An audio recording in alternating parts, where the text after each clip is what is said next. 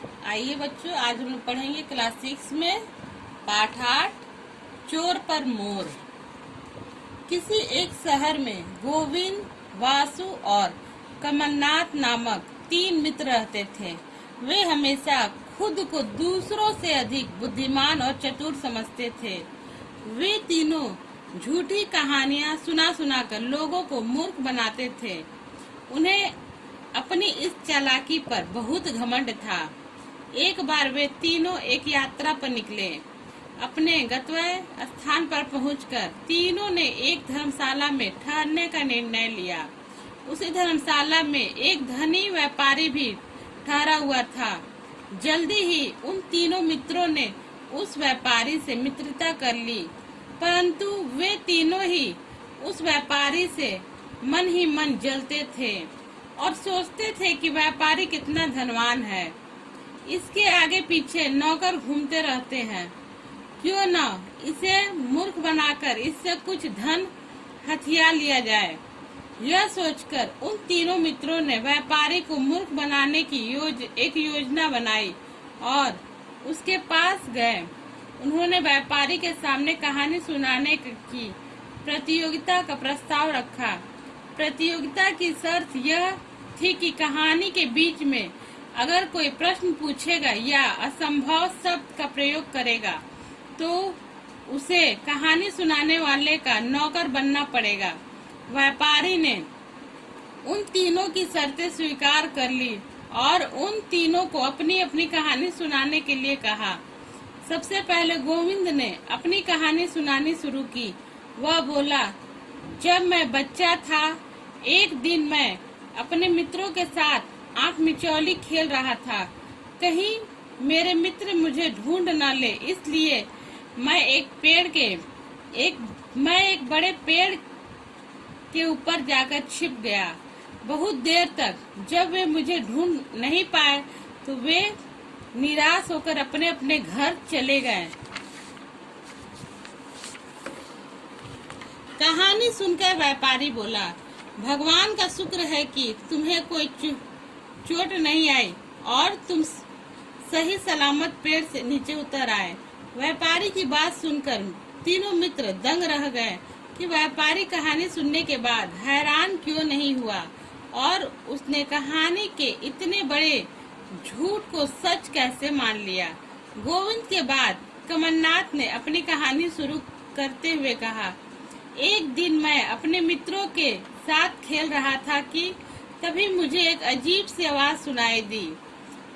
जिस तरह से वह आवाज आ रही थी, जब मैं उधर गया तो वहाँ एक बड़े से भेड़िए ने मुझे निगल लिया, परंतु मैंने हार नहीं मानी और उसके पेट के अंदर इतनी जोर जोर से उछलने लगा कि उसने परेशान होकर मुझे अपने पेट से बाहर निकाल दिया और मैं अपने घर वापस चला आ गया। उसकी कहानी सुनने के बाद व्यापारी बोला, अरे भाई, तुमने तो कमाल कर दिया। तुमने तो अपनी मौत को भी मात दे दी। तुम तो सचमुच महान हो। यह सुनकर उन तीनों मित्रों ने के आश्चर्य का ठिकाना न रहा कि इतनी बड़ी बड़ी झूठी कहानियों पर व्यापारी आखिर विश्वास कैसे कर रहा है और कुछ कहता क्यों नहीं। परंतु उन तीनों ने अभी भी उम्मीद नहीं छोड़ी और अपनी योजना पर डटे रहे। अब तीनों मित्रों की कहानी सुनाने की बारी आई और उसने अपनी कहानी शुरू करते हुए कहा, एक बार मैं नदी के किनारे सैर करने गया। वहाँ पर एक मगरमच्छ लोगों को डरा रहा था। मैंने उस मगरमच्छ की तरफ घूर कर देखा। मगरमच्छ मुझसे डरकर नदी के भीतर चला गया। मैंने तो मगरमच्छ का पीछा नहीं छोड़ा और स्वयं मगरमच्छ का रूप धारण करके उसके पीछे पीछे नदी के भीतर चल गया। मैंने मगरमच्छ को चुनौती दी और बहुत देर तक उसके साथ लड़ते लड़ते उसका अंत कर दिया। नदी के बाहर आकर मैं पुनः मनुष्य के रूप में आ गया। उसकी यह कहानी सुनकर व्यापारी हैरान होकर बोला, अरे तुम तो बड़े जादूगर निकले। तुमने तो अपना रूप बदलना भी आता है। इस प्रकार तीनों मित्रों की योजना बेकार हो गई और वे व्यापारी को अपने जाल में नहीं फंसा पाए। यह देखकर तीनों मित्र निराश हो गए।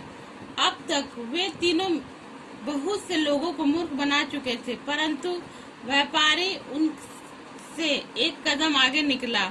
उन तीनों की कहानियां समाप्त होने के बाद अब व्यापारी ने अपनी कहानी शुरू करते हुए कहा, मेरा नाम जीवन राम है। मैं एक व्यापारी हूँ, परंतु आजकल मैं बहुत परेशान हूँ क्योंकि मेरे तीनों नौकर मुझे बिना बताए कहीं चले गए हैं। मैं उन्हें बहुत समय से ढूंढ रहा हूँ, लेकिन अब मैंने उन्हें ढूंढने का विचार छोड़ दिया क्योंकि मुझे तुम लोगों के रूप में 3 नए नौकर मिल गए।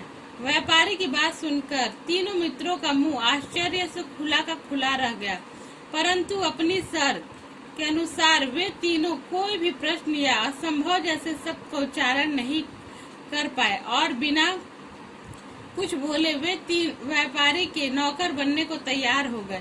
व्यापारी को मूर्ख बनाने की उनकी योजना पूरी तरह से विफल रही। वे व्यापारी के मुख से एक भी प्रश्न या असंभव शब्द नहीं निकाल पाए और चालाकी दिखाने के चक्कर में खुद ही उनके नौकर बन गए। अब उन तीनों का भाग्य व्यापारी की दया का मोहताज था। उन तीनों ने व्यापारी से क्षमा मांगते हुए कहा, महोदय कृपया हमें क्षमा कर दीजिए, हम अपने किए पे बहुत शर्मिंदा हैं।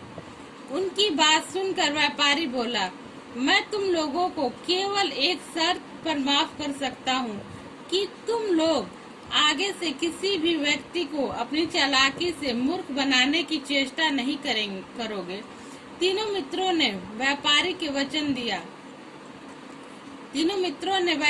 वचन दिया कि वे भविष्य में फिर कभी ऐसा नहीं करेंगे।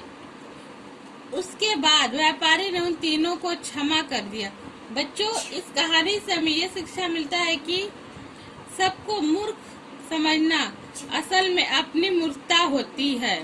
बच्चों, आप लोग इस कहानी को अच्छे से अपनी किताब को पढ़ेंगे और समझेंगे।